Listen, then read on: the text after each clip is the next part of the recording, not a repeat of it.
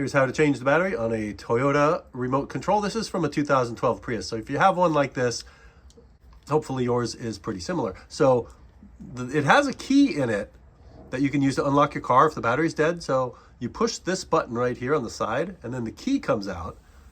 And if you need to open your car, you can use that key to open your car. I made a separate video about how to start a Prius if your remote is dead.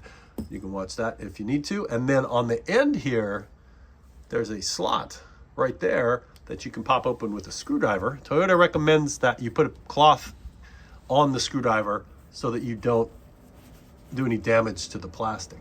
And then that goes in the little slot here, and you just twist it like this and it pops. Now, if I'm opening it face up, so if you open it face up, you're going to see the motherboard, and that's okay, it's not broken. You just, when you open it, you want it to have the button sides down to be able to get to the battery. And then that motherboard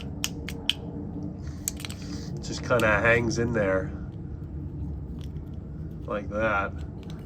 Not the most confidence-inspiring design. And then you flip that over, and there is your battery. And it is a Duracell model 1632. I'll put a link in the description where you can get one of these. And I'm just going to pry it out. There you go. And it's going to go in with the words facing up.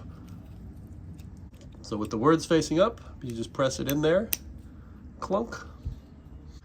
And then when you put it back on, you want to make sure that both sides of the little groove that you pried it open with are on the same side, and the groove for the key is on the same side. You don't want to put it on upside down. And then you just kind of snap it back together. Makes a healthy snap, and that's it. And then put your key back in the secret keyhole there, and you're done.